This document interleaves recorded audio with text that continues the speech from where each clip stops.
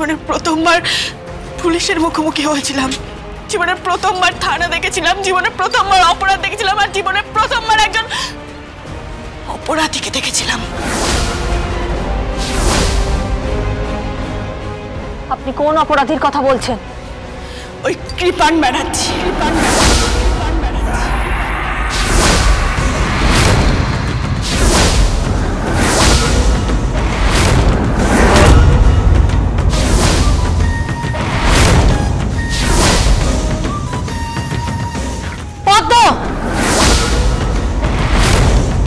Silent silent. আপনি বলুন।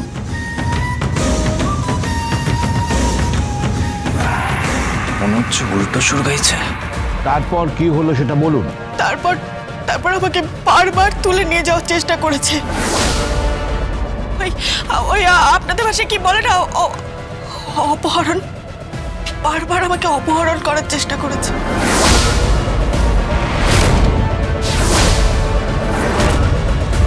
বারবার আমাকে খুন করার চেষ্টা করেছে, বারবার আমাকে মারার চেষ্টা করেছে।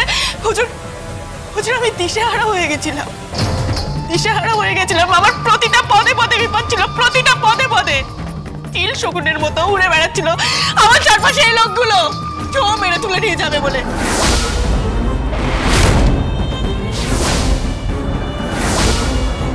তখন ওই উকিল দিদিমণি নিজের মেয়ের মতো করে আগলে রেখেছিল আমাকে।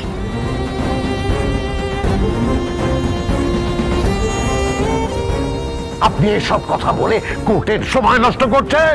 আপনি ভুল কথায় আসুন। আমাকে বলতে দিন। হ্যাঁ, ওনাকে বলতে দিন। Sorry sir. ধর্মবতার আমি যখন শুনেছিলাম উনি জেলে বাঁচাতে, তখন ভেবেছিলাম যে যাই হোক একজন শাস্তি তো পেল, কিন্তু উনি 14 দিন পর বেরিয়ে এলো, আর তারপরে এই ঘটনাটা ঘটে গেল। হ্যাঁ, তারপর কি ঘটলো? আপনি বিয়ে করলেন, তারপরে এখন আপনি সুখে সংসার করছেন। বিয়েটা হয়নি ধর্মবতা,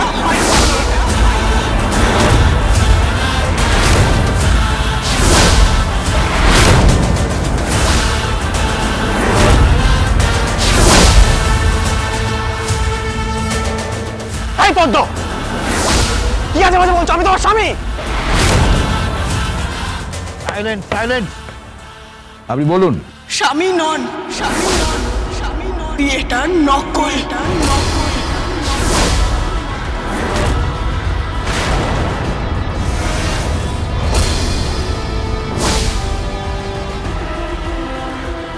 নকল বিয়ে, নকল সিঁদুর, নকল সাজ, নকল বর, নকল সংসার, সবকিছু নকল, সবকিছু নকল, সবকিছু নকল।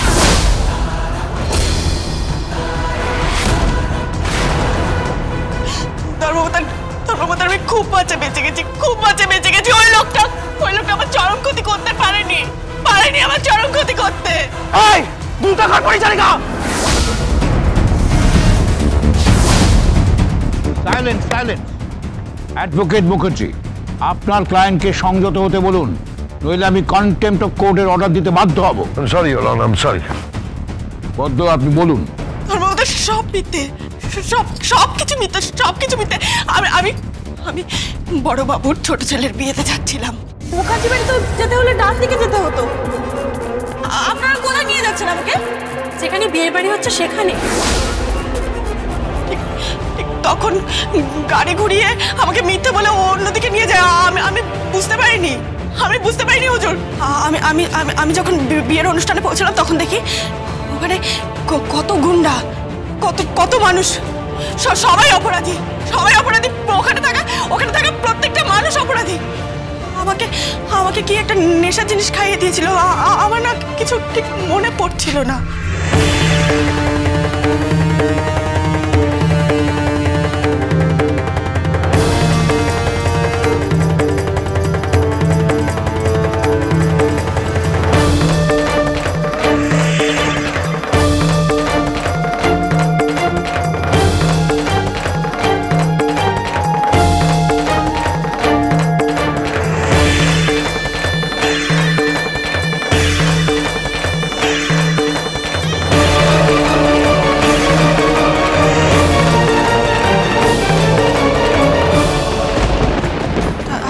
তারপর আমাকে নকল সিঁদুর দিয়ে বিয়ে করে।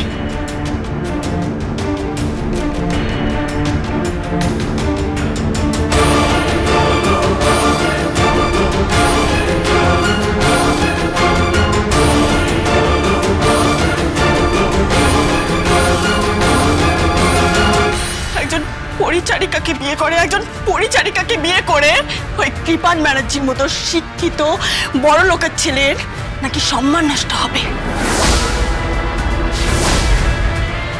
আচ্ছা, হাত ধরলে সম্মান নষ্ট হয় না? ভোগ করতে সম্মান নষ্ট হয় না? সম্মান নষ্ট কি করে হয় জানেন? একজন পরিচারিকাকে বিয়ে করে সসম্মানে বাড়িতে নিয়ে আসলে, আর সেটা উনি করেননি। সব মিথ্যে ছিল, সবকিছু নাটক ছিল। সবকিছু কেস থেকে বাঁচার জন্য করেছিল। তার মধ্যে আমি বলছি, বিশ্বাস করুন, উনি একজন অপরাধী। ওই কৃপান ব্যানার্জি একজন অপরাধী।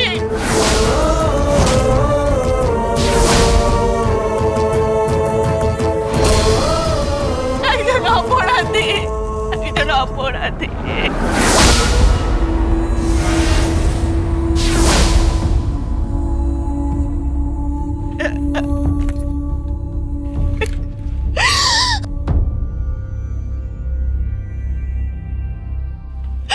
অপরাধী।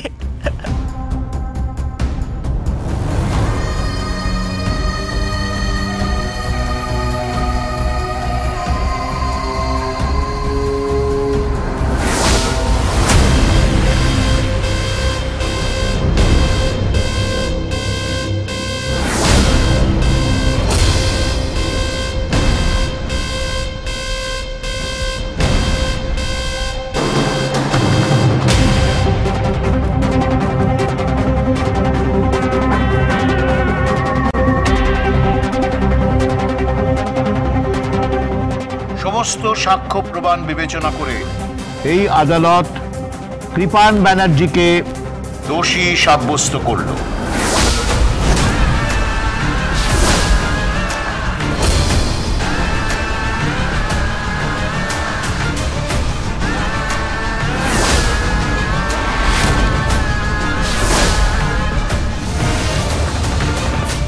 এবং 3 বছরের সশ্রম কারাদণ্ডে দণ্ডিত করল।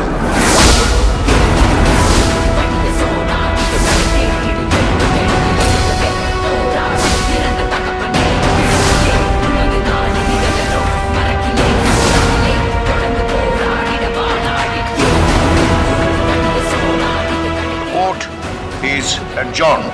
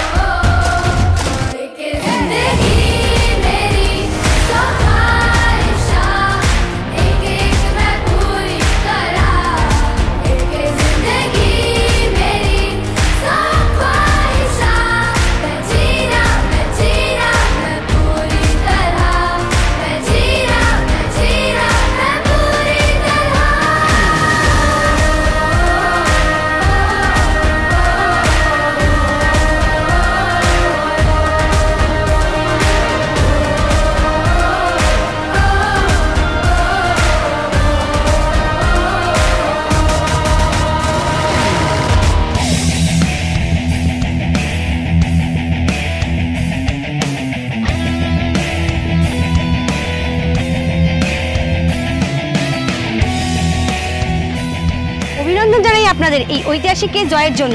অ্যাডভোকেট গীতা, আপনি কি বলবেন? কি আর বলবো, সত্যের জয় হলো। প্রথম কেস যেটা আমার হাতে এলো আর আমি সেটাতে জয়ী হলাম। সেই জয়ের জন্য কিন্তু আমার কোনো অহংকার নেই। আমার শুধুমাত্র অহংকার হচ্ছে এটা ভেবে যে একটা অসহায় নারীকে তাকে আমি বিচার দিতে পেরেছি।